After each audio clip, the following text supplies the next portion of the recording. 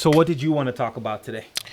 Me personally, I mean, I wanted to touch on tension, written tension, how you go about doing that, examples of good tension and what builds a good scene for tension. Mm, Just because I think that's important. It's one of those things that checks the mark for immersion for me. I mm, love when a book has a good scene of tension, a good chapter just full of tension, and then how that builds up and gets you locked in. right. The book I'm reading right now, The Watcher by Dean Koontz, there is a section in the first chapter where we're introduced to our character Nora, and we've for the past few pages been in her life, seeing where she lives down to the last detail, like a dreary house, old fashioned, a lot of narrow walkways, that kind of thing. So you have a layout of the home, Mm, and now you have the antagonist, which is a TV repairman, who comes in and is very sexually overt, and he gives off this air of like anything could happen at the turn of a dime. So knowing her environment, knowing who she is as a person, her mannerisms, very timid, very quiet, and then faced with this very boisterous, loud, not very respectful man, and she's alone by herself. wow. Just how it's written and taking you through all of the sections of the house you've read before, but now it has this air and this weightness of like just impending doom. And Right. I loved how it was structured. And I just wanted to talk about how like maybe you've seen that in other places, or what contributes. Yeah, and I think tension, especially, I think there has to be this aspect of danger, right? Like Mm, something that is, you see two people on a path, maybe someone of innocence and then another thing of danger, and you see them slowly coming together, and you don't know what's gonna happen, right. but they're on this collision course, eventually, and you know that eventually something is going to happen. There's going to be this sense of someone is gonna get hurt. You know what I'm Right. saying? Somebody's gonna get hurt. Something is going to happen. Somebody's life is gonna change, because Yeah. And these two things are on a collision it course. doesn't necessarily have to be physical either. Like you just Yeah, alluded to, like, emotional, like tying into that irony where you, the reader, knows something that the character doesn't. And then just like, oh my God, is it? yeah, yeah. And I think that that's important too. Like when you know something that the character doesn't, Hmm. and not see, but there's a bit of a, as an author, you got to be sort of careful in a way, because Mm, like you don't want to give away the end of a story, but you want to give away enough information that says, wow, there's something hiding behind that door, and they have no idea that there's something hiding, right. and so and that's kind of the difference between a movie and a book, right? Mm, Like a book, you have to, and I think Dean Koontz is a master of this, right? He'll set you up with the kind of person that is on the collision course. The fact that this person has dangerous intent, you hmm. know what I'm saying? And that other person over there is the perfect victim. You see Right. what I'm saying? And so Dean Koontz will set you up, man. And so I love that. And he has, if you've ever followed Dean Koontz, he has a history of like, his own dad being mentally ill, Mm, and so like he has like some direct family ideas of some of the things that he talks right. about, which is really cool and it's really interesting. And you can feel that in his writing, because I have read a few of his other books Mm, just in the past, and I'm getting more back into reading as heavy as I did right. a few years ago. And having read a lot of his work prior, like it's really nice to come back and see that he hasn't really changed much. Oh yeah. So that's good. And just the formula is still there, and the quality, having it grab me like that, is Yeah. awesome. Yeah. And his books are very consistent. Mm. That's the cool thing.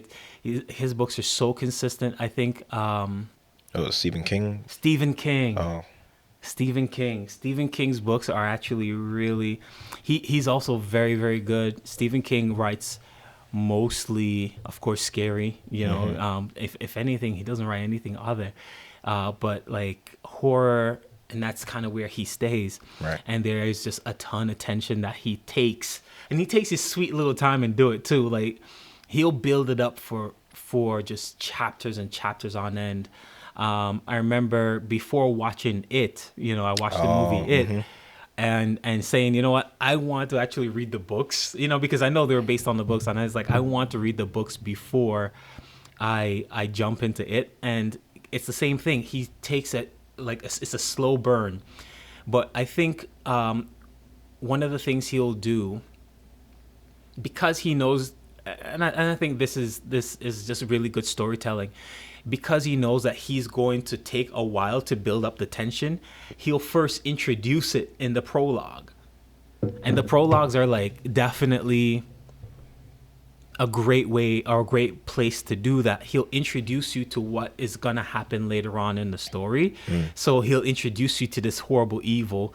I think it was Timmy that like got his plane, and it was the boat, going down the drain. Yeah, sorry, not the plane. He got a boat and he went outside and he tried to run.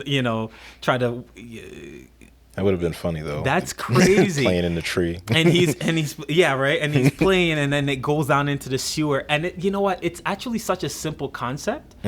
It's not a very complex story, but like the lore isn't like super deep. It's not like It doesn't have too much to it, but it's the feeling and the emotion that you get. Right. It's like there's something bad. The eeriness, happen. yeah. There's something bad, and it has to do with the sewers, because this kid gets lost down the sewer, and then throughout the rest of the book, all these bad things start happening around sewers.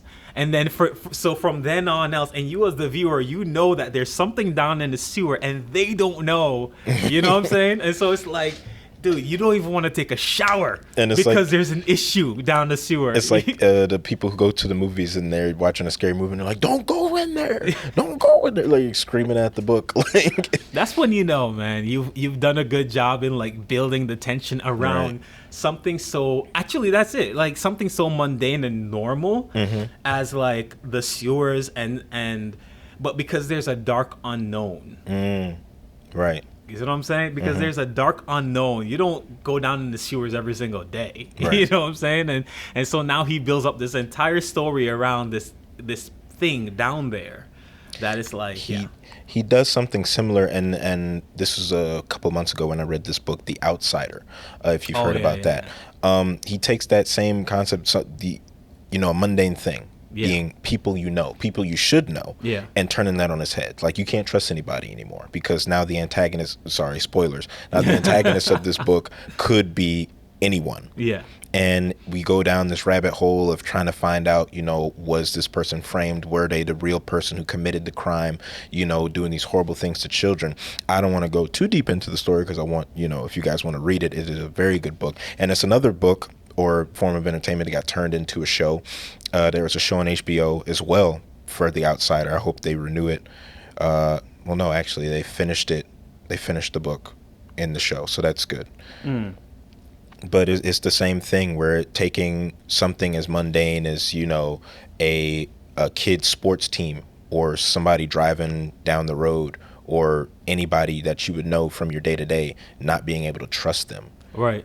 And then playing on people's mind. It's like, okay, do I really believe that there's like some shape-shifting monster running around? Or am I, a crazy person? It's I loved it. I loved how it was set up. And there was this other book, I don't remember the name of it actually, but it was by Stephen King about I think called, when you have those myths about like Baba Yaga or some of the South American myths and stuff like that, and it was very interesting because again, when there's something that has a secretive side to it, you can take that secretive side and add a story to it. You see what I'm saying? So like something that generally people won't be completely sure about. Right. You know what I mean? And you add this story and you add this lore to it. You add, there's actually something really bad that's behind all of that. Okay. And make it into something interesting. Again, with that, if anybody's seen Hellboy 2 or is familiar with Hellboy, they did that with tooth fairies. And I thought that was interesting where they took the lore of tooth fairies, turned it on its head, like tooth fairies eat teeth. And I was like, what? It's terrifying. Yeah, that's that's not good. It's like I will never give my tooth to a tooth fairy ever again. Exactly. Yeah, that's crazy, and I think that's really cool though. That's very, very cool. Like taking something hidden, something familiar, something relatively mundane, but yet, and just adding a lore to it and saying,